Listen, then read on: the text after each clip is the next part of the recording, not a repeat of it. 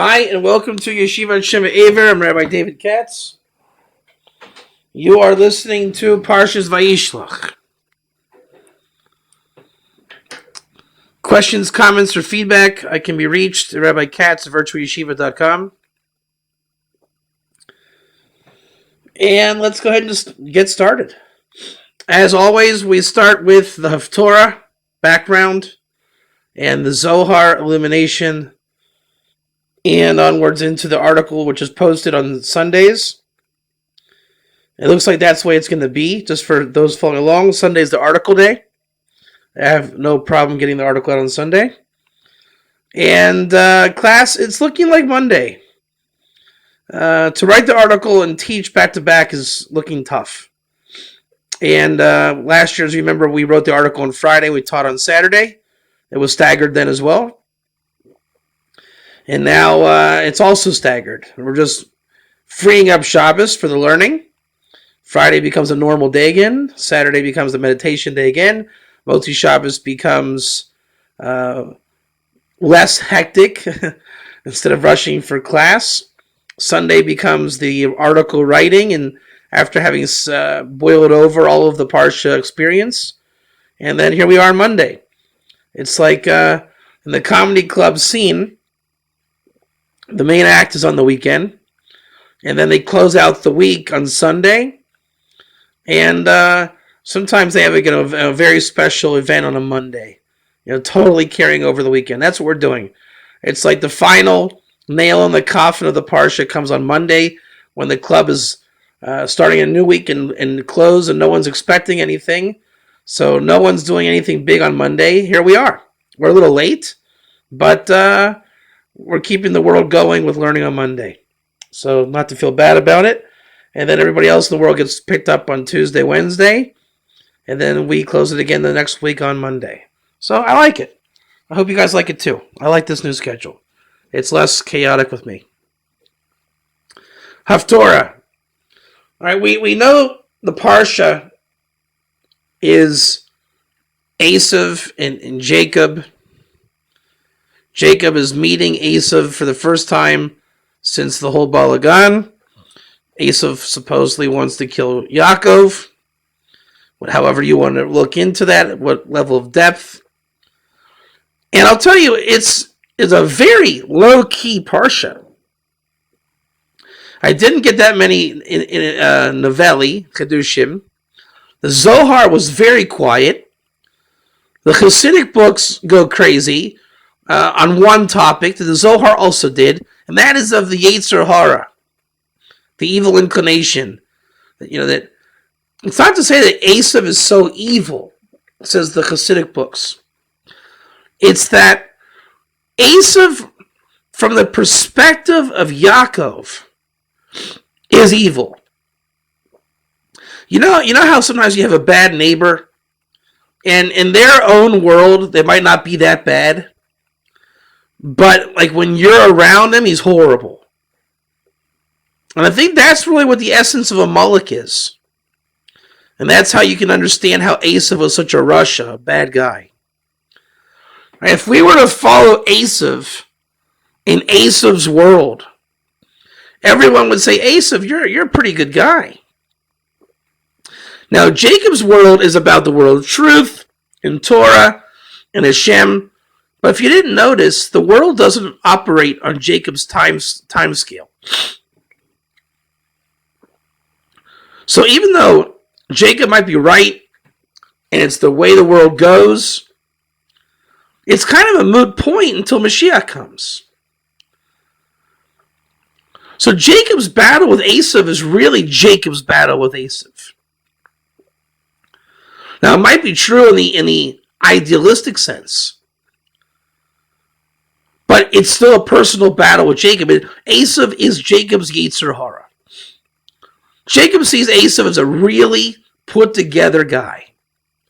Nobody sees anything wrong. It's like a double mirror. And it's hard to tell which one's the good guy or bad guy. So Esav is Jacob's worst nightmare of himself. Jacob has to face his own Yetzer Hara within Esav. So when Jacob's afraid of being slaughtered by Esau, let me give you, this is a complicated idea. Let me put it in very simple terms. Okay? Joe and I are brothers, and we're at odds. We grow up together. I become an obnoxious businessman. Joe takes the humble route. He's a family man. He didn't do so well here and there. He learned the hard way, took his lumps, tried growing up, doing the right thing.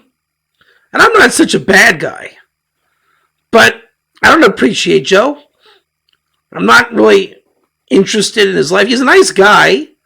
I like him. But we're not on the same page.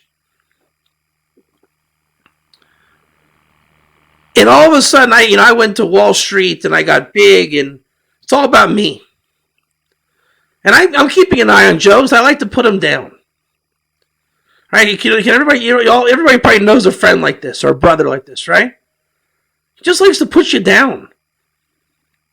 And you're rising up and you're trying good, and you have a nice circle of friends and family, and then there's that guy.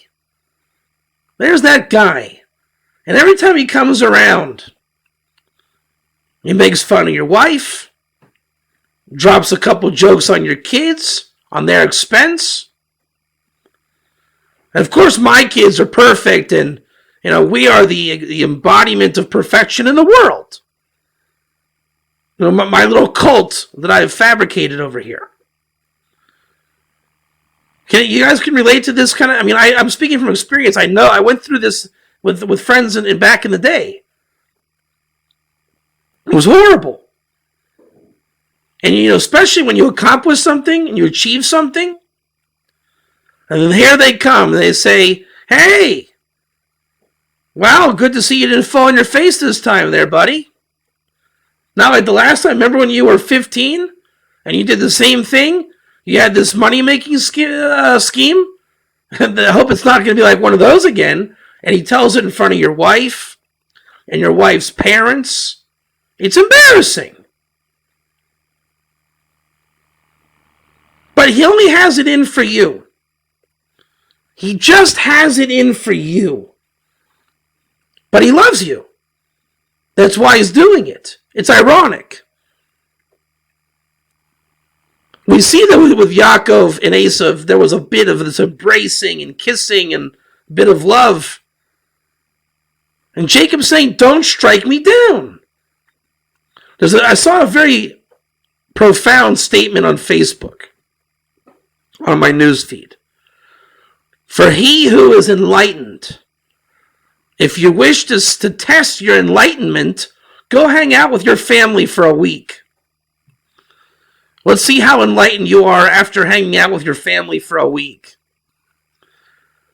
You're big Wall Street Dave. And your family then says, hey, Barney, come over here. Remember when we called you Barney? You say, "I'm not Barney. I'm Wall Street Dave." "No, come on, Barney." He says it in front of your coworker, the banker. It's embarrassing. So Esau is the one that does that to the nth degree. And Yaakov is trying to stand before the Almighty, calling out angels. He's trying to be serious. And here's Esau saying, "Oh, there's Yaakov bowing to his God again." It's hard to explain the words, so I don't know if you guys can relate to it, but when you're trying to be serious with God, spirituality, and there's a mocker around, there's really, in my opinion, based on what I've learned from Yaakov and Esau and my own experience, there's nothing worse than being a servant of God and having somebody mock it, and they don't have the vessel to even receive or understand what you're doing. And they belittle it in front of your friends, your family, your colleagues. And whatever you call that power, There's nothing you can do to offset it or to say anything back. Especially when you're striving to grow. Yaakov doesn't even know if he's going to be the patriarch yet. It's not set in stone. So Yaakov's dealing with faith issues. Is he going to be the great Yaakov? And Esav says, hey, how's that patriarchal going there, buddy? This is why Yaakov's always afraid. What if he's not the patriarch and he can't say, get lost, tough guy? Until Yaakov really crosses the threshold, he is at the mercy of Esav's insults.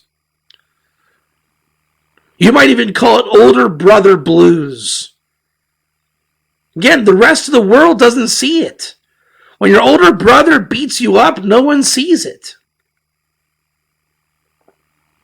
When you rag on your friend, no one sees it. It's just your obnoxious friend. But you see it, and God sees it. And what if you're the one doing something really important? That is a horrible level of Amalek. When you cannot answer back for every reason in the world. And they just keep going. I'll give you a really personal example. Do your 7 and go to heaven.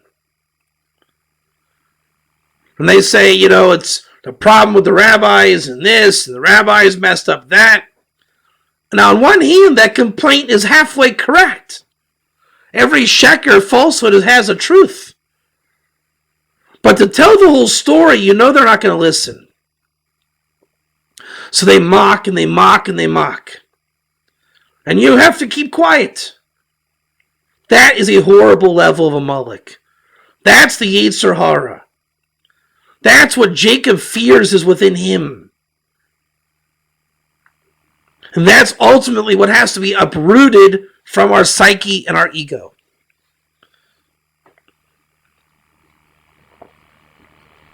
The Torah talks about the eradication of Esav. Mashiach ben Yosef, who fights against this level of Esav. Or, Esav here isn't even the person anymore. It's the depiction of this Amalek Erev Rav Yetzer Hara. It's no longer him. It's how Jacob perceives him.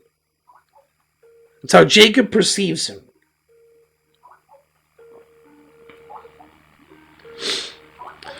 The prophet spoken of in the Haftorah is Ovadia. Ovadia comes from the Gerim. What's interesting about Ovadia, as a Ger, he represents the prophecy that comes from wisdom. There's something called the prophecy of the right, where God speaks to you, and prophecy of the left, where your wisdom and a breath of Torah, God can put the answer through like a factory of your intellect. It's not that you have wisdom, it's the prophecy comes through the mechanism of wisdom. That level of prophecy a ger can have as well. And Ovadia comes to prophecy the fall and destruction of Edom, of Esav. The prediction of Mashiach ben Yosef, who's the flame to the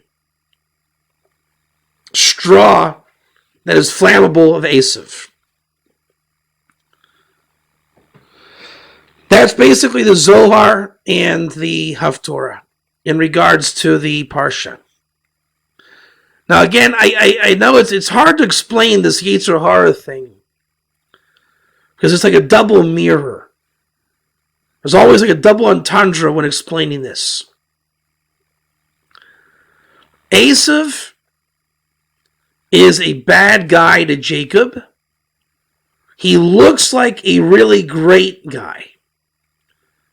That's the level of deceit. And that is what Jacob fears is within him. So whoever you have this Amalekite relationship with, where they put you down, and they have your number, They can put you down in 2 seconds, no matter how strong you are. Because everybody makes mistakes, and they remember your mistake, and that mistake you're still vulnerable on today, and they call that number. This is like the sinew that popped out of the socket when Jacob wrestles the angel. So it looks like a perfect person. And so then you look like a perfect person. And you're the one that has the evil in you. So you see how all the time it's back and forth. Is it them? Is it you? Is it them? Is it you? Ultimately, Esav is Jacob's biggest fear. Because Jacob knows that within him is an Esav. And you want proof? What happened to Mashiach ben Yosef? There was supposed to be a Mashiach ben David, let's say it's Jacob, and Mashiach ben Yosef goes to Esav. The brothers in tandem to bring redemption. Esav loses the firstborn, Jacob gets it. You don't think that comes with a price? Jacob internalizes that Mashiach ben Yosef. He internalizes that Esav, absorbs it. That worst nightmare of Esav is in Jacob.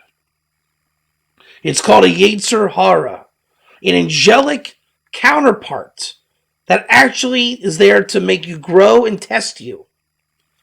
Esav's angel is the Samach Mem, the Satan. That effectively becomes the Yetzer Hara of Jacob. But then the Zohar says the Yetzer Hara period is that level. So again, it's a double mirror. Is it really that there's this angel in Jacob causing him to sin? Or is it just the Yetzer Hara that we all have?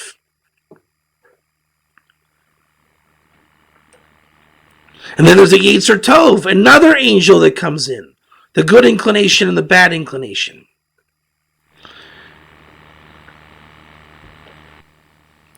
And if you become the righteous ger, even if you're a Jew or non-Jew, it doesn't matter, then you become this angelic counterpart with the good inclination. Ideally, the Jewish mission is to turn the evil inclination into an angelic counterpart, such as Moses is to attain when the redemption is completed. And the Gerim of the world take on the Yetzer Tov, the good inclination, to become an angelic counterpart on the side of good. It's two different schools of thought. Do you turn bad into good, or do you turn good into also very good? Two different modes and emphasis of how to deal with the angelic component to a soul of man that we all have. Jacob is dealing with both parts. He's wrestling the evil inclination that he sees as Esav. At the same time, it's his own Yetzer Tov. It looks like a good guy. Maybe it is a good guy. Who does Jacob wrestle with? Some could even say he's wrestling with himself. He's wrestling with the Samach Mem.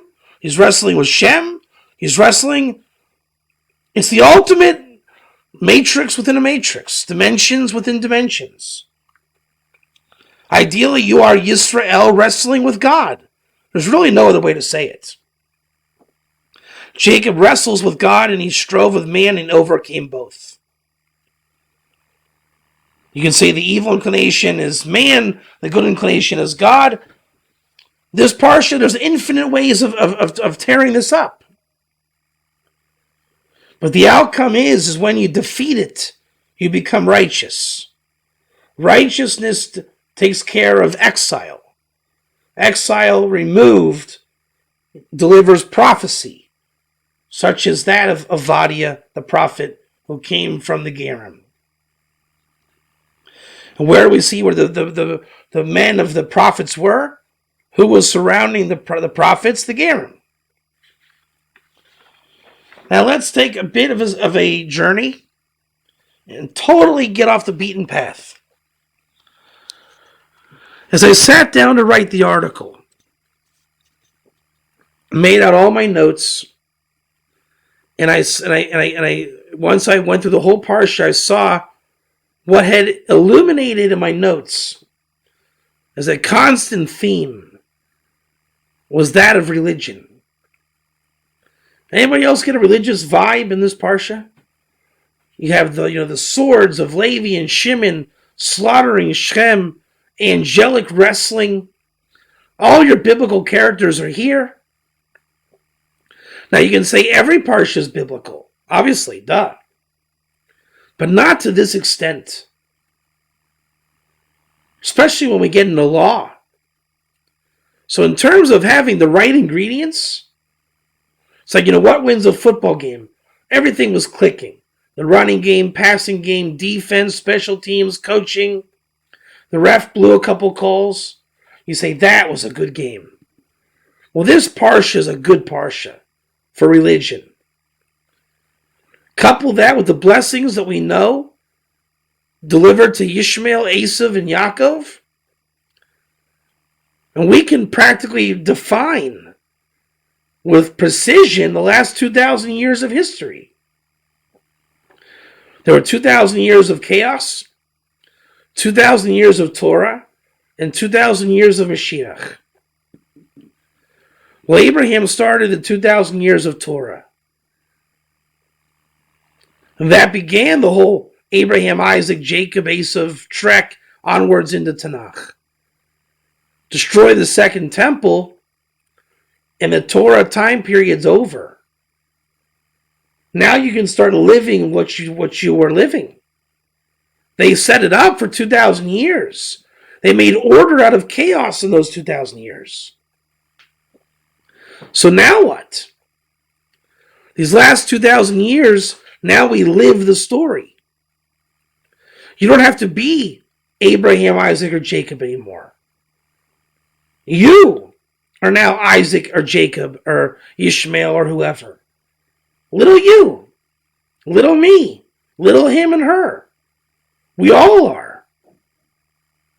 Everybody gets a piece of the pie. Now, the more that you can focus and bring it out so that your life expresses this, then you can say you're a Gilgal of those people. And a Gilgal reincarnation doesn't mean it's the same soul reincarnated like in the Eastern religion. Let me give you an example. If I went outside right now to look for a shidduch, and a girl came out and she watered my camels, just like Eliezer and Rivka, and she brought me to her parents' house. She says, I met this guy. I say, hi, I'm coming from my master's house.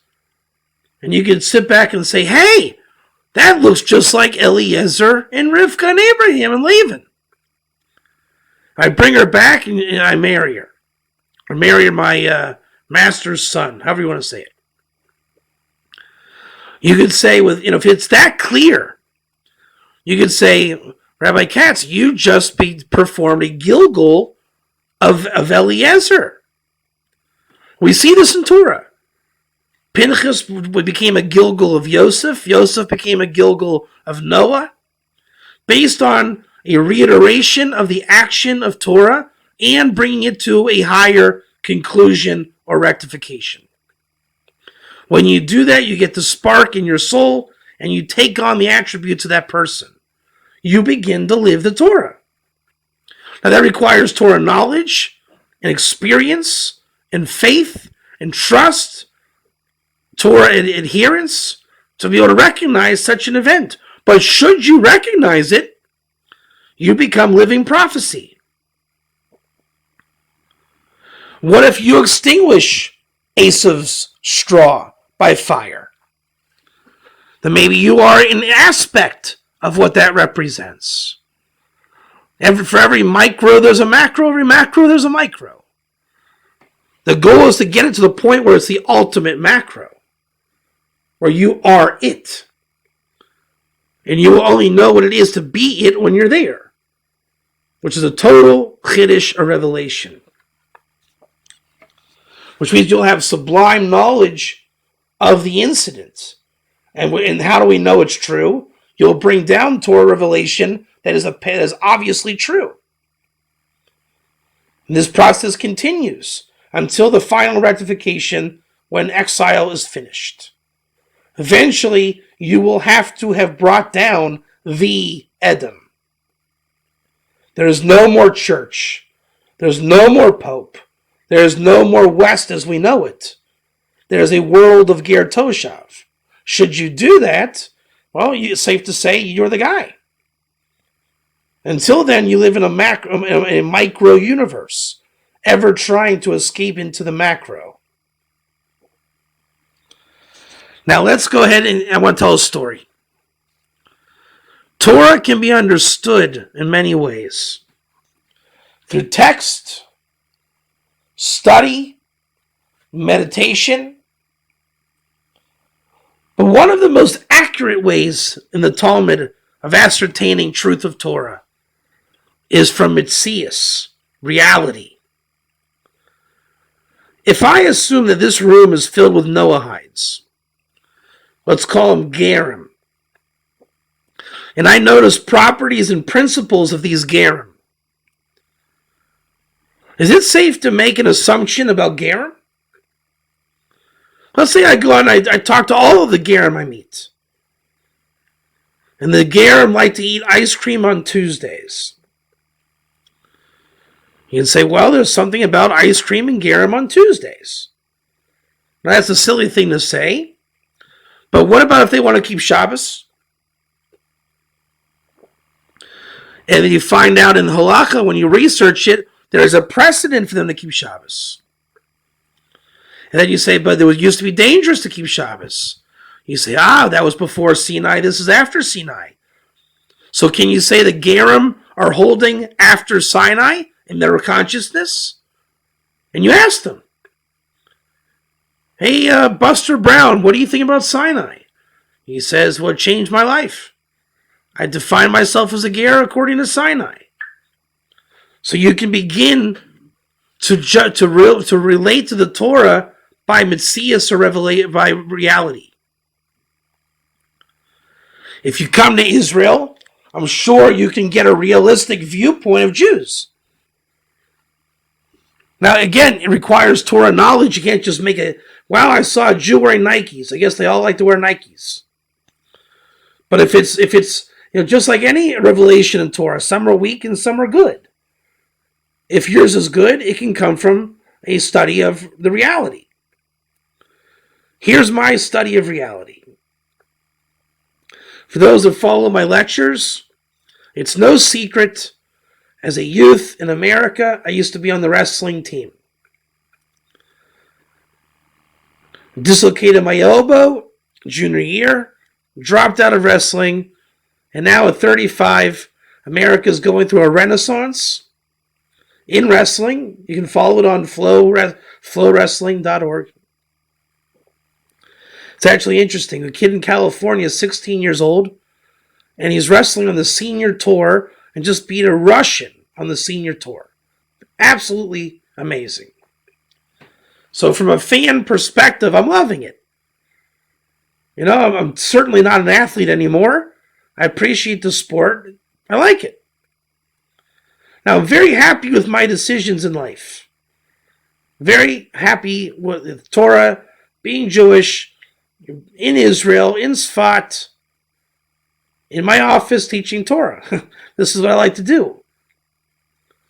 But there's a part of me that says, go back to your youth and meditate. Why, aside from the fact that you got injured, why didn't you choose to be a great wrestler? Now, if I love it so much as a fan today, and I loved it then, I really did love the sport. I still love it today, and I loved it then. Why didn't you become great? Now, in spirituality, you can't just become great.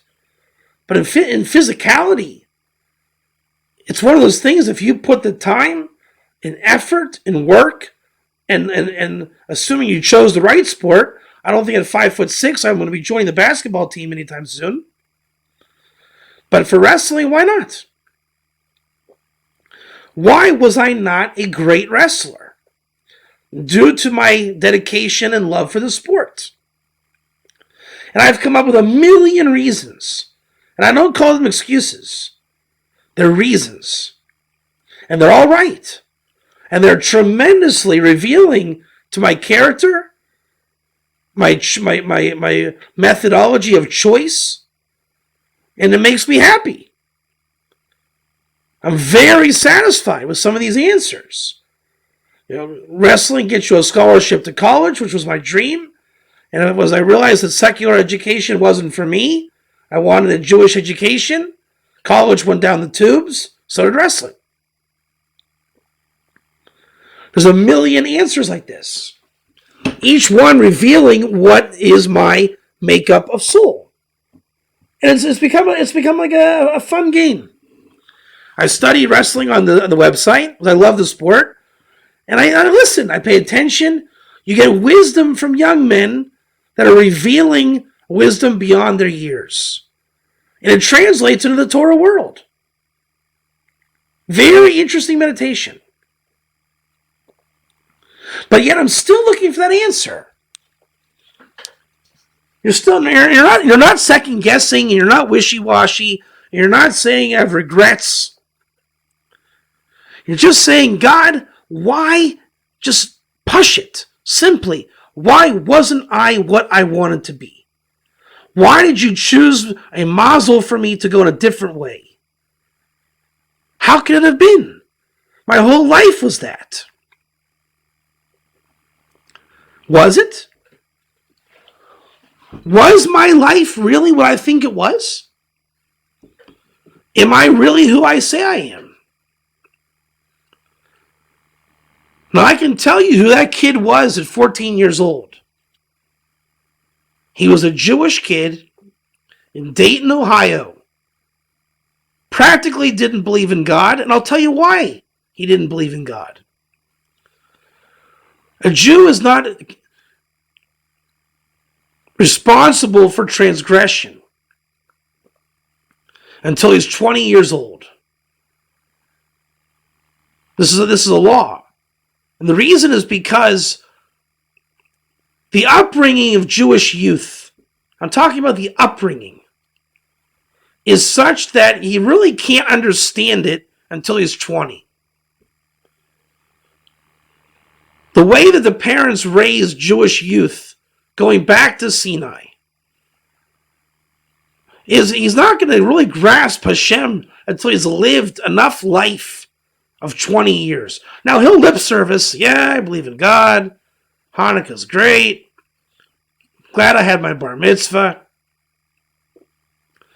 But until you go through those 20 years, then you start to get it. You say, oh, now I'm seeing something, whether it be 20, then you go through and say you get married, have kids, you're 30, you become a man around 35, and you start to learn on a mazal level.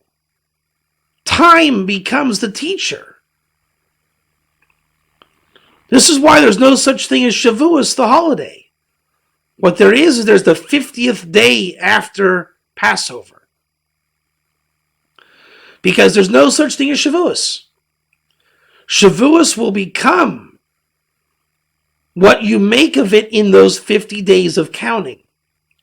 If you slack off and you don't do anything, your Shavuos is garbage.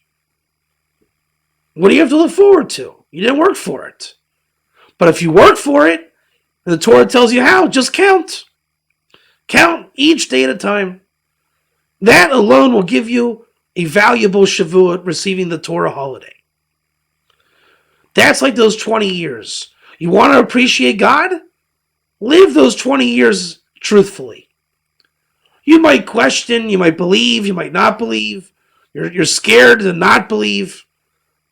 Therefore, you admit to everybody that you do believe, but deep down, you don't know. And when you turn 20 years old, by these guidelines, you find out one day there certainly is a God. Everybody has that moment. And I'll tell you the reason why we don't believe what's true in Dayton, Ohio. Everything was secular, false, idolatry, worthless. I was in a very, very secular society. I assure you they were not talking about Rambam, Rashi, and Tosfos. I can assure you that. Then that's where you do second guess and have regret and say, God, why didn't you send a Chabadnik to me? Why didn't you send somebody to put the tefillin on me? I would have believed very quickly. I was there, and there was no Chabadnik. So that's the Jewish upbringing. Your parents give you gefilte fish. Your Shabbos is when you don't flip the light switch for the religious. You get Hanukkah presents. You have a bar mitzvah where you make some money. You watch TV after school. You eat a big bowl of ice cream. You say Mazel Tov when somebody gets married. And you basically wait your whole life to have a revelation of God. It's a bit sad, but it's also innocent at the same time. Remember, Jacob is called Ish Tam, a simple or innocent man. Now, some Jews obviously will get into other stuff and this and that. There's good kids and bad kids in any culture. But for the most part, the imagery of Jewish youth is pretty basic and boring.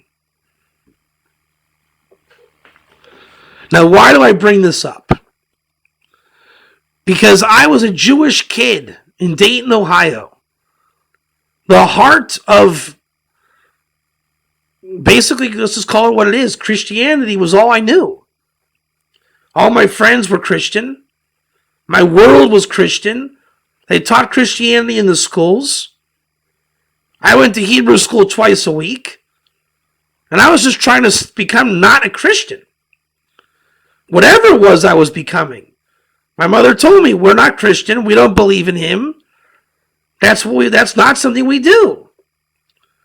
So the whole fight was just don't become a Christian. My mother said she'd kill me if I did. So, to not become one and to try to remain Jewish was very difficult. And again, then you're looking at your personal interests. I want to be a wrestler. I like the sport. Now, you hear all those different combinations. Very interesting cholent over here. So as a kid, you have no idea. Your friend goes to a church. You say, that's nice. I go to Hebrew school. The Jewish kid has no idea what that means. And the non-Jew has no idea what Hebrew school is. I remember we went to school with Japanese kids. And they went to Japanese school. God only knows what they taught those kids. I have no idea. So then the meditation comes at 35 years of age, and you say, what was going on back then? And then it hit me. Dayton is privy to being one of the greatest wrestling cities in the state in all of America. Ohio is one of the best. And there's a town called Urbana, where they are national champions, are in the hunt every year. I remember wrestling them as a kid. They were phenomenal. Really, really phenomenal. They're called the Graham Falcons. St. Paris Graham. And I was looking online, and that's when it hit me. Like a ton of bricks. The kids that were champions were wearing shirts that said Yushka trained. It was like this, Iron Mike trained. Killer Dave trained. It was Yeshu trained. And that's when I realized Toto were not in Kansas anymore. The Jewish kid has no upbringing or vessels of how to wrestle. He's eating matzo ball soup, watching TV. Again, it doesn't get serious for the Jewish kid till he's older. That's the upbringing. You can say, like in a religious household, the girl doesn't date till she's 20. Where in the secular house, she dates when she's 15. The Jewish tradition is it doesn't get going till you're 20. That's why a lot of the kids in Israel come over between 18 until they're 20. By 20, they got it out of their system. They go back to America, and they're interested in Torah, and they're studying, they're getting on with their life. So I did a little test. A lot of the schools in Ohio that are great at wrestling are whatever denomination of Christian background. St. Edward's, St. Ignatius, Christian Academy. And I went and I looked up on their webpage. And I was shocked. I never saw such a thing. The religion gives off the vessels of understanding of what the modern gladiator in sports are striving to achieve. Now, this exists in Torah as well. Eliyahu, Moses, but it's not taught. This is what the ger represents, bringing out the warrior of David, Elijah, Moses, Chanoch, Noah, Shem, Yehuda, Tamar, Reuven, Yosef. Should I go on? But in the exile it's taught Yosef wore a strimal. Abraham walked all Amos without chewing gum. I mean, it was whatever it was. It's not religious based. It's Jewish survival. In the books, law, no non-Jews allowed. 1,000 years of Europe, where were the non-Jews? Non-existent in the Jewish interaction. Thus, you have nothing written of Noahides for 2,000 years. Because the Jews toned it down. They were not learning Tanakh as a warrior. And you see, they didn't create warriors. Were the Europeans warriors? In the Jewish camp? And it fits Jacob's blessing that'll come down in the end of days, which I'll get to. But look at the blessings of Esav. And look how it became evolved over the years with Edom. Then you have the empires of Greece falling then through Rome. Just as a people, we're not judging the society. Society just exists. We mentioned that already with Esav. But for whatever it's worth, Esav, he achieves his blessing. And aside from his relationship with Israel. But one day something really funny happened. I say funny as in strange. The Romans go Christian. Anybody that follows the concept of the petrodollar, when oil was sold in dollars, America suddenly found itself with unlimited wealth. Nobody stood a chance to outspend America because of the petrodollar. That's a fact. When the Romans go Christian, religion is born, and the Roman Empire becomes unstoppable. It literally can fly, take off, move on the run, endless funding, endless warriors, endless agents, endless submissive behavior. It's the petrodollar of the ancient days. And our Parsha has all these vessels. Shimon and Levi killing, the blood, the wrestling, the angel. You have religious imagery in the Old Testament. So what you then have is the final result is called religion. And the dogma or the doctrine, let's call it the book, is only a sliver of that religion. Religion is political, military, societal, psychological, ethical, a bit about God, by whatever tainted, whatever this or that, theology, history. It's essentially not a perversion of the Torah, but an attempt to interpret the tree of life, or the modus operandi of life. And it becomes a life. There is a Western lifestyle. Ishmael reiterates and says, I can do that too. I have blessings. I can take the same vessels. I'm the latest revelation more than you. I'm the final revelation. Is it then a coincidence that Ishmael and Esau fight in the Crusades? And Yaakov is just dust at their feet. He never became a religion. He was a scholar. The Torah has, let's say, this type of religion in it, in a true sense, one day, the true law for the world, but until the Messianic age, it's never fully revealed, which is why the laws of the Noahide and the Gerim have never been taught. Because Yaakov was never fully functioning. He's surviving. That Jewish kid in Dayton, Ohio is saying, let's just survive and see tomorrow. Meaning, let Judaism live to see another generation. They weren't even in the playing field. That's why the Jewish kids don't consider themselves Jewish. The Christians are stark. The Muslims are certainly stark. The Jewish kid says, yeah, I'm Jewish. And ironically, what do my friends say to me now?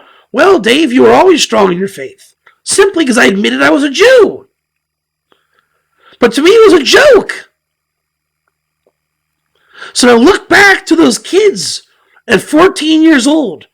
The Jewish kid laughs at his own faith.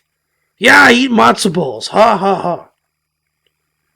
Whereas the children of Christianity, and we're not judging the religion or the culture or the people. We're saying, what is the culture? They knew what it was to be on a mission, to give your blood and guts on a mat, to serve your team, to give all you got. And you hear any of those kids give an interview when they're done, they say, I give all my credit to God. Only now do I realize who that God was he gave credit to. The Jewish kid says, not that he thanks God. He just thanks everybody. And this is not a righteous level. It's highly ignorant.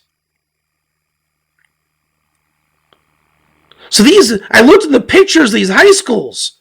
They talk about blood and guts and sacrifice. So just like the imams in the Islamic camp rally around these things, I understood the shirt that says Yashka trained becomes a sermon for the athletic success of these kids.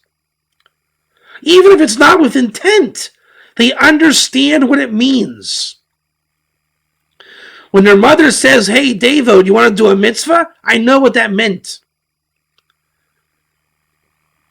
When these kids are told, give your all, you go on a mission for the team and this and that, they knew what that meant. Now, whether it worked or not is another story. I believe it did. But the Jewish kid there says, I don't know what a mission is. We don't go on missions. My mother sent me on a mission once to buy a loaf of bread before the store closed. Is that what you mean? I read the doctrines of these churches. I thought, whoa! I had no idea this was going on. These kids lived in a different world. Even just to understand what the words mean. Because that's how they educate in sports. Are you giving your all for the team? Are you sacrificing? I don't know what that means. Yeah, I sweat a little bit. I'll try. I'm not afraid to get hurt for the team. These kids meant something totally different. Esav lived his blessing. The religion was formed. Military, political. He became an entity. One half of the world. Islam, Ishmael, lived out his blessing and became one half of the world. The Talmud explains there are 3 nations on earth: Jacob, Ishmael, and Esav. The Vilna Gaon explains it as such. Even though there are 70 nations, all come under one of these 3. Even if you want to count them out and say, come on, who's Ishmael? He's nobody. Come World War II, here comes the oil, Ishmael's back in form. Jacob's practically killed out, he's done, here he comes. Edom never got running until the Roman Empire took off. Here we go, here's our Edom. And here we are in 5774. Who matters in the world? Turn on CNN. The West, Islam, and Israel. Yes, the Orient is there, but yes, the Orient is more interested in these 3 people. You see that religion is in this parsha. Religion became something beyond doctrine and dogma. Became a lifestyle, a culture, a way of life. And something very interesting happened in 1948. The world's oldest occupation became in vogue. You might remember Melchizedek hanging out at Zion. All there is Zionism, i.e. the service of the Temple Mount. You may have called it the place of the flood, the place of David and Aravna. Maybe you called it the sacrifice of Yitzchak. Maybe you called it the Beis Hamikdash. Maybe you called it a field, an abandoned field. It never stops functioning. The world always is building Zion. They might not call it that, but they are. And if they don't know that's what they're doing, they think they're building Babylon when really they're working for the temple, i.e. working for God.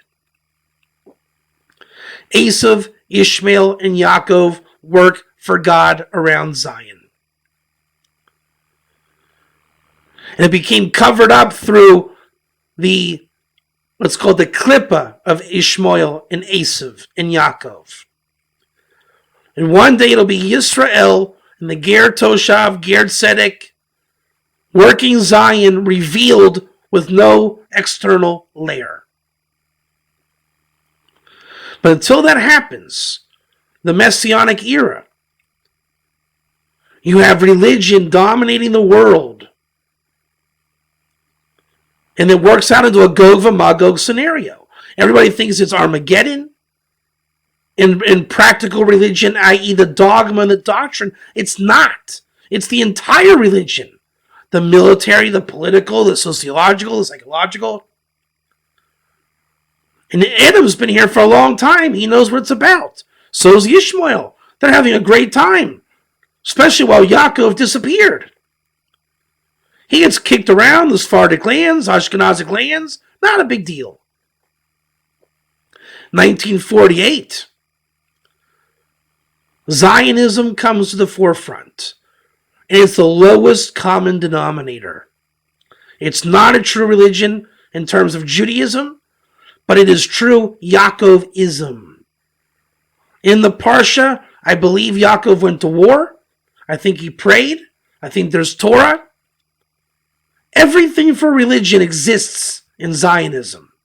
Political, military, farming, financial, sociological. And it might be Rishoyim. It might be Erev Rav running it.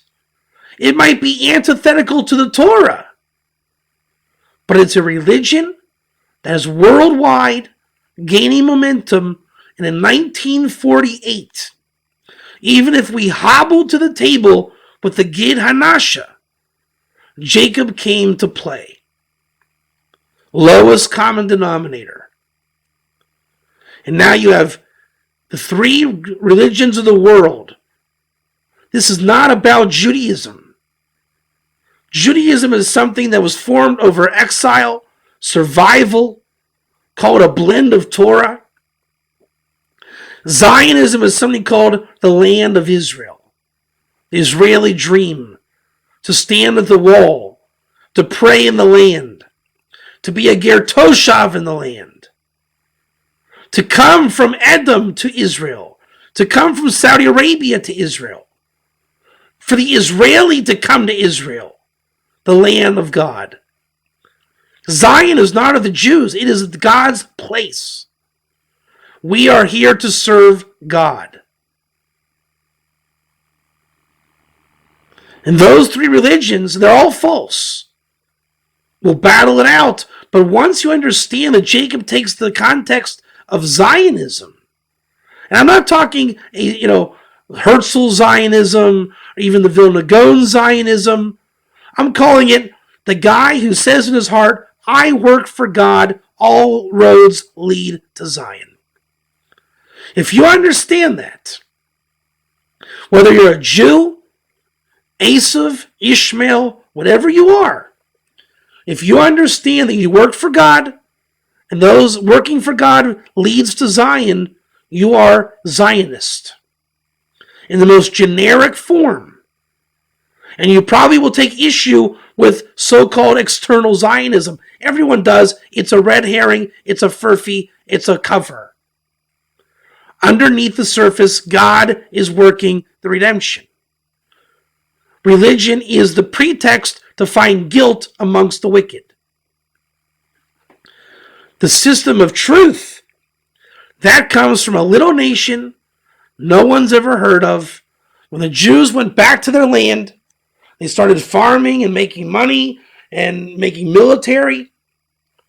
A little message went out in the world in 1948. And again in 1967. It's called the Ger.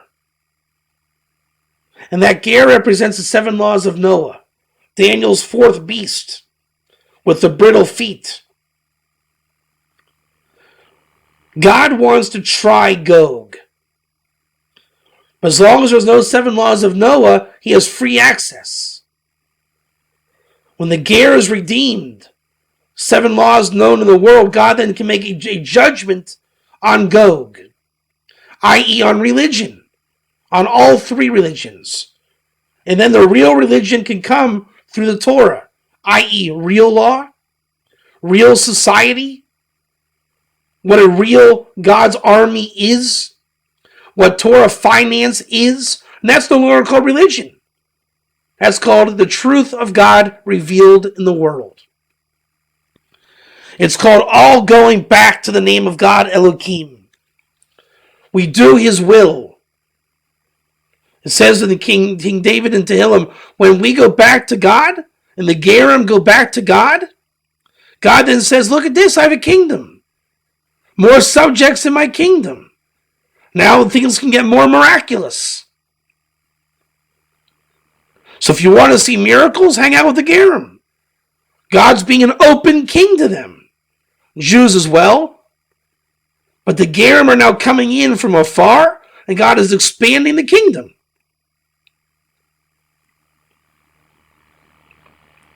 And the outside world is going to be brittle and decayed, where there's no Shabbos, no divinity, just a shell, the klippah.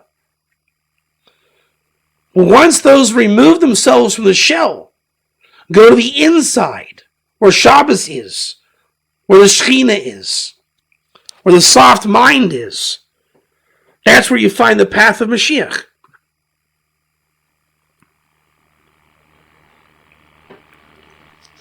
That's the story of religion. As I understood it, it's very simple. The question I had as a kid, why did I choose what I chose? And the answer was simple. God was saying, Devo, you're Jewish. Those kids weren't Jewish. You had a part to play. You were created as a Jew amongst Jacob. That's your destiny. That's your calling. Those kids, they have a different calling and a different message. Do they want to convert? Do they want to be a ger? Do they want to be a this? Do they want to be a that? The upbringing was different. The blessings of Esav, Jacob, and Ishmael are different. How it's carried on, it's different. And being a Jew in Jacob is no salvation, let me tell you. Without Torah, what good is a false Zionism? If you even get to Zionism, false Judaism is even worse. Try growing up a Reformed Jew in America. That's idolatry to the nth degree. So again, it's not even to say, wow, you're Jacob in Dayton, Ohio. It's all klippah. Until you get to that core and light of the Torah. Yes, you are this, and yes, you are that. You have a birthright, an inheritance. But what good is the inheritance if you do like Esav and sell your inheritance? Jews go off every day. Non-Jews remain in klippah every day. Missing the opportunity to become a ger, to whatever extent God takes them. A Jew to be light to the nations as far as God's willing to take him. But the point is you can understand your upbringing. God is leading you. Who did that Jewish kid influence? By the grace of God. Which gerim was I hanging out with that influenced me? That were not indoctrinated as the others? Which Esav Amalekite was I hanging out with and didn't know it? Or was trying to be cool? We lived those realities as kids. We had those vessels of a false religion. We all had it. But at least you can understand where God puts you. And then you can make sense of how you get to where you are today. Gog and Magog has 3 religions. And we say, how did this happen? And you look back to Vayishlach, the vessels of Shimon and Levi, and the swords and wrestling angels, and the Samach Mem, and the Satan, and Esav, and Jacob, and Abraham, Isaac, and Jacob, and Israel. The blessings, Ishmael, Esav, and Yaakov, Israel, the land, prayer, all the things mentioned in the article. And then you can start to draw from A to B to C to D. How did we get here? 2,000 years of Mashiach. The Roman Empire, taking on Christianity, flying with religion, a method of life. Ishmael then countering and saying, my life is better. I'm going to take on worldwide Zionism, which is what they're doing. God has an army called B'nai Reuven all over the whole world. He has agents working for him, i.e. Mashiach ben Yosef, i.e. the Gerim, this one, that one, the Jew, this. It's God's army of all the peoples on earth that realize all roads lead to Zion. You can be fought by a Molech. You can have Zion, the Ishmael religion fighting against Zionism. Because he views Zionism just a regular religion, which it is. But underneath of it, there's something greater. Underneath Ishmael, if you drop the shtick, there are Gerim over there. Esav, underneath him, there's drop the shtick, there's Gerim over there.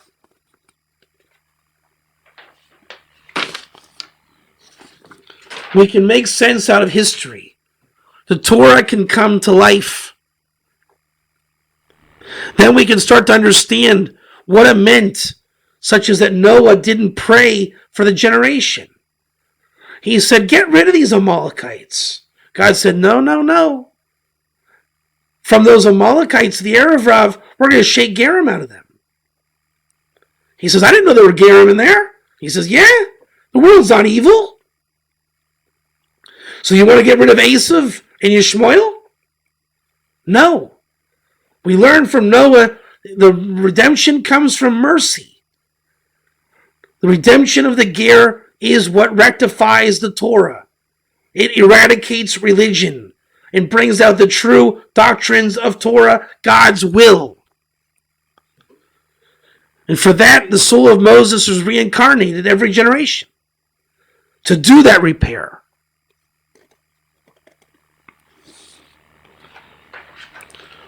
And we can point to one moment in contemporary times that really reveals this. 1948. Zionism, as I said, always was. But every generation calls it something different. They might call it Taco Bell. Who knows?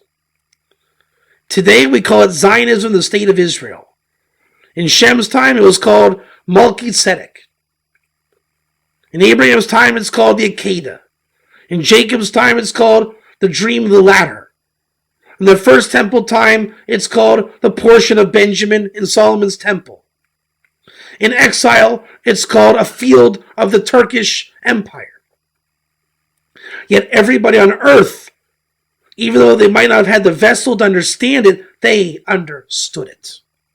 Those that worked for God and those that worked against God. Those that sought after the temple and those that sought the Tower of Babylon. And it all comes to an apex in the end of days, where Gog and Magog will be tried by the Noahide laws, represented by the fourth beast in Daniel's vision with clay toes, the Gerim. The Gerim represent that aspect and kernel of truth that cannot be shaken from the reality. This class was about the Torah of reality. It should go on record. If there is a Torah of reality, do you want to learn reality? I.e., do you want to learn the whole Torah? Study the ger. That's how we started this class. That's how we'll end it today. Study the ger. You will see reality in a crystal clear lens of the prophecy caliber of Moses. That level of clarity. Because they're everywhere.